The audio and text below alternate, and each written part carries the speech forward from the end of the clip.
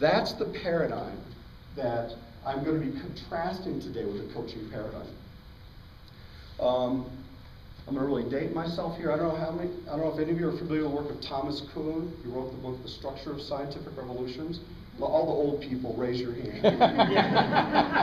Okay. I was exposed to Kuhn in graduate school. I did my undergraduate in Fort Collins at Colorado State, actually, and I took almost as much philosophy as I did psychology courses. And I was exposed to Thomas Kuhn's work. And it was phenomenal work. Thomas Kuhn talked about the philosophy of science and the evolution of science. And one of his basic ideas, he popularized the idea of paradigm.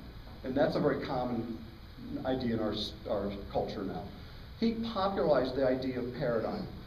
That a paradigm is a way of conceiving the world that science embraces, and then research builds around confirming that set of ideas, that paradigm, that way of viewing the world. And in fact, early in science, like the examples he gives is in the explanation of electricity historically, there were competing theories actually. So different people, brilliant people, they have brilliant ideas. Like, I think this is how it works. And somebody else says, no, I think this is how it works. Those paradigms tend to compete with each other until one wins out. It's more the unifying theory of whatever it is that you're studying in science.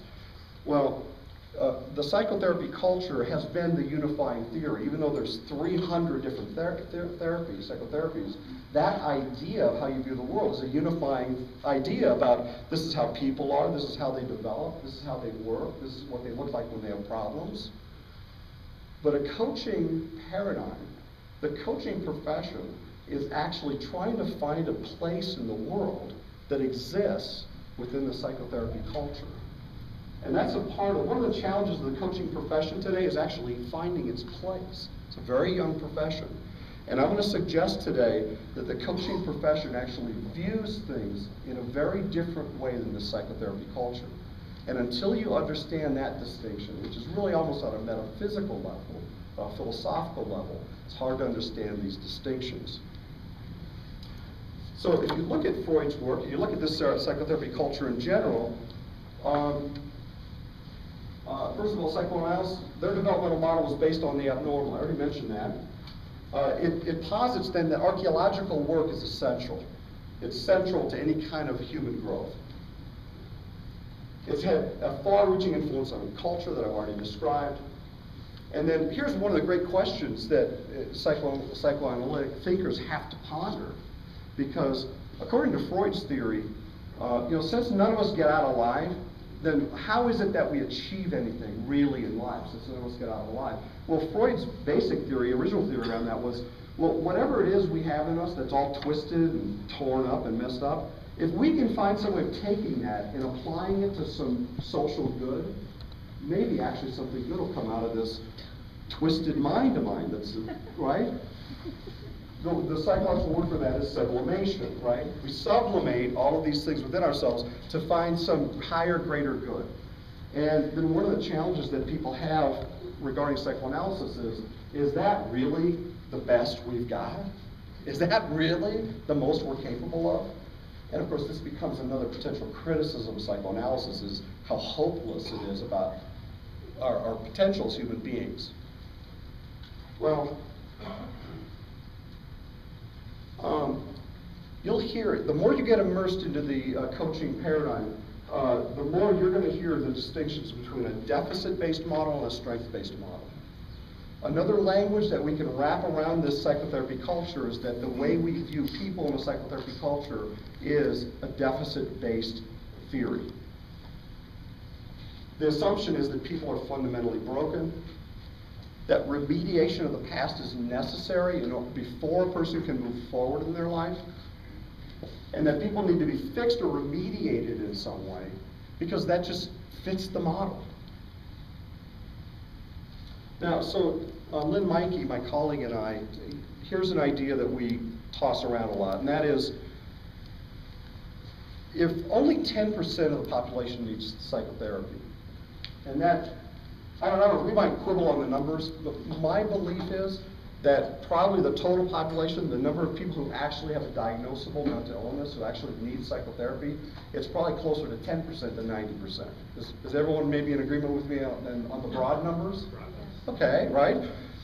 Well, therapy can bring the 10% to the present, because maybe that 10%, they do have something that they need to overcome, they need to change, they need to work on, just to be able to get to the present. Here's one way to think about coaching. Coaching takes the other 90% to the future. In fact, the 10% that have successful psychotherapy, the coaching can help them take their life to the future, if it's getting in the way, if they're not able to move their life forward. So here's a way to think about coaching. Coaching works with the 90%. This is another reference point, too, where we can see how complementary psychotherapy and coaching really are. And it's one of the fundamental distinctions between coaching and psychotherapy. It's who you work with.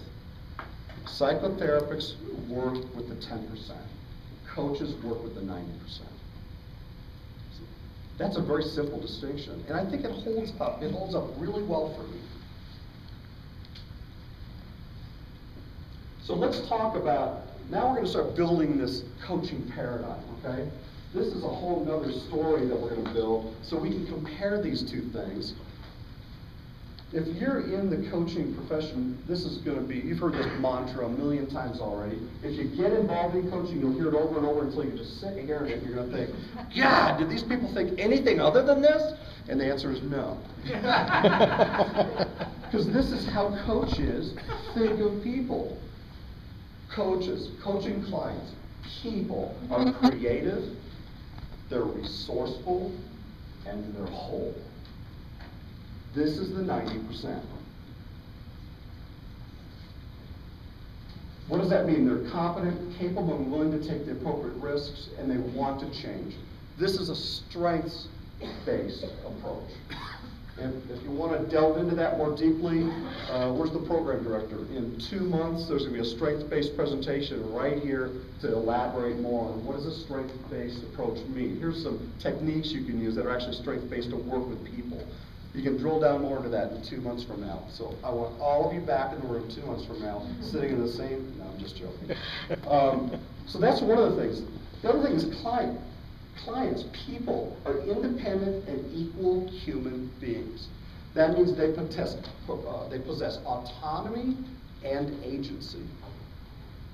Now, this has huge implications because what it implies is, unlike a psychotherapy client, they're not vulnerable. They're creative, they're resourceful, they're whole, and they have autonomy and agency. For those of you who don't know what agency is really a philosophical concept. It has to do with being an agent in the world. What it means is I act upon the world doesn't simply act upon me and I react. It means that I have the potential of influencing the world because I have this autonomy and the ability to act upon the world, this agency. And finally, that self-understanding leads to good decisions about one's life. It's kind of a Socratic principle. Those of you who studied philosophy, you know that was Socrates' whole idea. He kept on drawing the truth out of people. And when people saw the truth, they knew exactly the right thing to do, because that is in our human potential. So all of these are ideas about, wow, wait a minute. We've got this psychotherapy culture on the one hand. Here's a whole different idea about how people work, who people are, what they are. This is a little different viewpoint, isn't it? Isn't it? What we're going to be looking at today are what are all the implications of that? Because for me, it all starts here. This is the other most important distinction between psychotherapy and coaching. And that one, the first one I mentioned already is who you work with. Psychotherapy works with 10%. Coaching works with the 90%. Here's the other difference. Psychotherapy tends to focus on deficits. It's a deficit model. And it tends to work on some kind of historical developmental arrest that needs to be resolved in order to move on. Coaching doesn't need to go there because it already views people as creative, resourceful, and whole. It doesn't assume that none of us got out alive.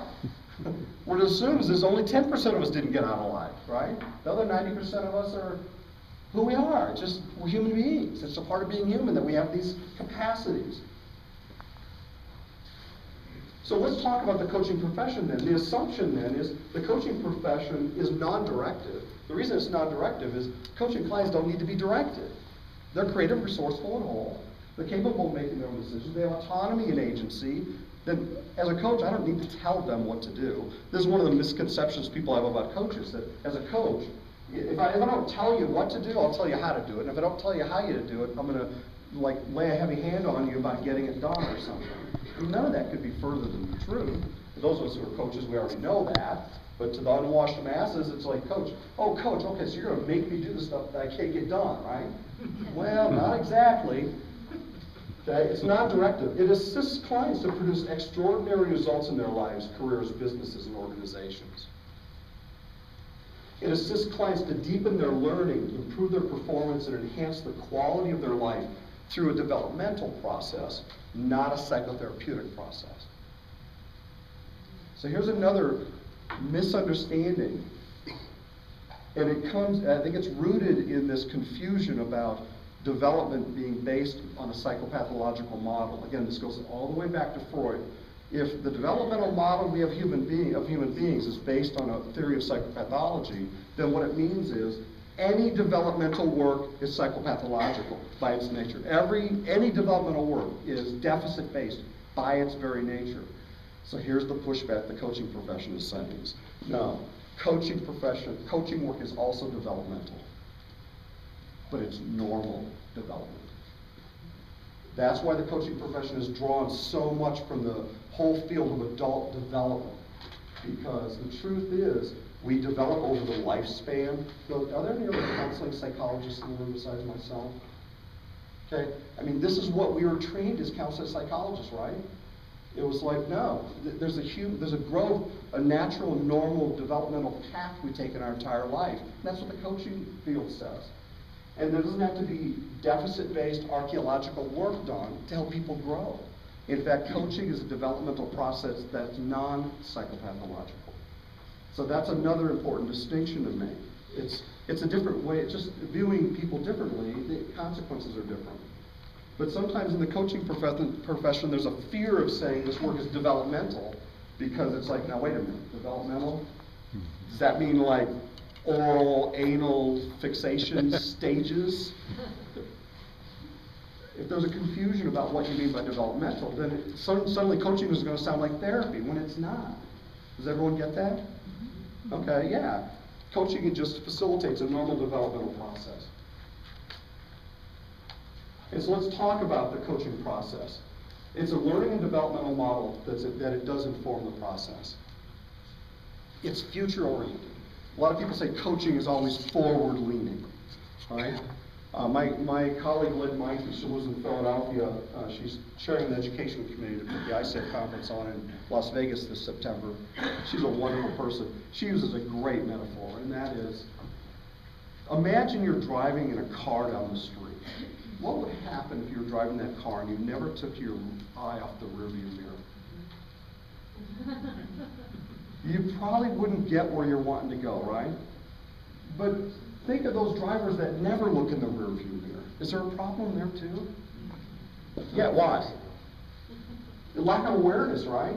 If you're never looking in the rearview mirror, you don't have any context. You lose your awareness. Yeah, at least your situational awareness. Well, this is the metaphor she uses in terms of coaching. It's not that history isn't important in coaching. It's only important to the degree to which it serves your driving forward. So, and one of the signs that coaches learn very early on is that if people become fixated on the past in their coaching, that might be an indication this person needs something other than coaching. Because the coaching isn't forward-leaning, it's stuck in the rearview mirror, right? And I'll try to allude to that a little bit towards the end of today when we talk a little bit about the ethical implications of coaching. So coaching is future-oriented, it's forward-leaning. And a part of the coach's talent is helping it keep moving forward. Each meeting is based on the client's agenda. Again, if the client is creative, resourceful, and whole, if they have autonomy and agency, then I don't need to give the agenda to my coaching client, right? That accelerates client progress. In one of my PESI workshops, I explained all this, and the woman in the back of the room raised her hand. One of the best pushbacks I've ever gotten. She looked at me and she said, okay, so that's all you do as a coach? Why would anyone ever pay you to do that? You're not giving any advice. You're not telling them what to do. What the heck are they paying you for that? Like, you're crazy. Why would anybody pay for that? And, you know, she kind of put me back on my heels for a minute. I was thinking, yeah, why do they pay us for this? And then it dawned on me, you know why? Because people don't get the same results when they're not working with a coach. If people got these kind of results in their life without seeing a coach, there'd be no need for coaches in the world. In fact, there wouldn't be any. Because none of us would be making any money, because all of us coaches, people would be doing this themselves. They'd be achieving all these great results in their life. They wouldn't need us at all. But the truth is, coaches are very helpful in helping people achieve these things. And that's why they pay us to do what we do. Not for us to tell them what to do or give them their agenda. You know, it's pretty simple, really, as you'll see in a moment. Results are produced by the client's choices and actions. And guess what? Who gets the ownership of the actions and the results then? And who's empowering them? This is a fundamental key to coaching that's very important. Because I can't say that the power differential in this relationship can be eliminated completely, because it never can be eliminated completely. But can you see how the power differential in this professional-client relationship becomes minimized then? Because who's the expert in this relationship? The client is, not me.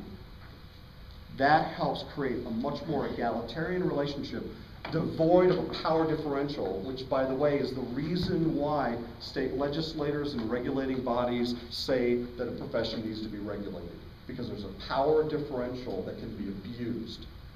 When that's eliminated, it changes the whole dynamic of the relationship.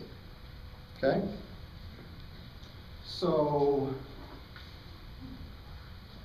I'm not going to open myself up to questions right now because we're on a really tight schedule though, so I want to move right on. What I'd like to ask all of you is, can we have, and Judy, I love the way you got us started today, can we have a spirit of confidentiality here today amongst ourselves? The reason I'd like that is, I'd like for us to do an exercise now. It's going to take about 10 minutes.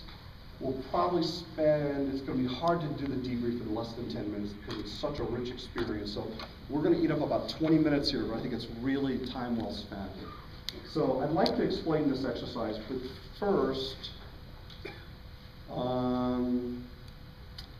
I'm going to have to read, I'm going to be just a dictator here, okay? Because we're not going to get through this unless this is really structured and really lasered.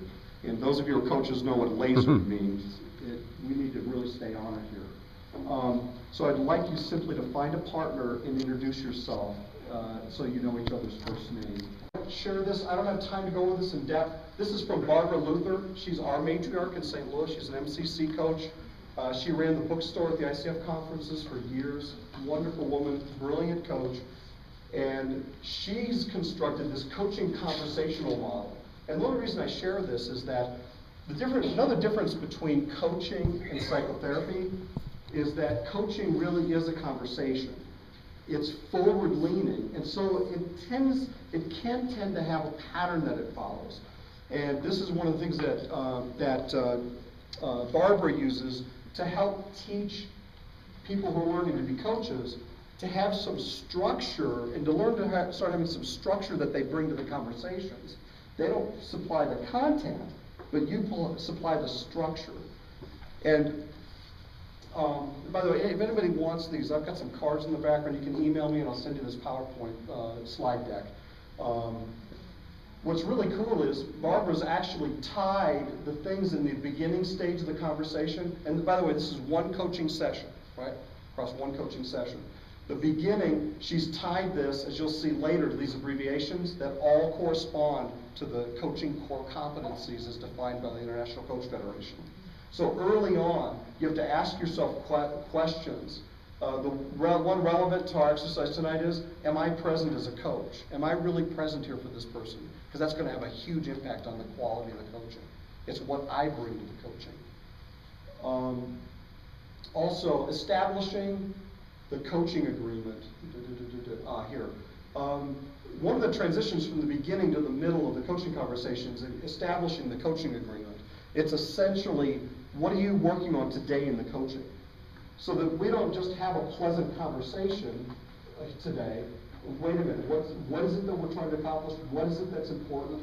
That's the coaching agreement. In fact, some people would define coaching as coaching to an agreement, and on the contrary would say, if you're not coaching to a coaching agreement, you're not doing coaching. You're doing something else. You're having a pleasant conversation. You're doing psychotherapy. You're doing something other than coaching because there's no agreement you're coaching to. So that's early in the conversation. And then there's all sorts of things that are done that some of these we did in the exercise just now. We listen and receive the client. We help find new awareness. How many people just talking about this one thing you wanted to do discovered something new about it that you hadn't thought before? Even though you might have thought you wanted to do this before, you saw it from a different angle or you learned something more about it. How many people? Okay, notice, just in that context, new awareness grows, just out of being present to another person and really being able to listen to yourself, being reflected back and being in the presence of somebody else. There's all sorts of things that happen in this later stage that end to the end stage, as Barbara teaches it, that has to do with recapping things, discovering what new learning evolved from the coaching, setting the context for what's next, and then doing some administrative things.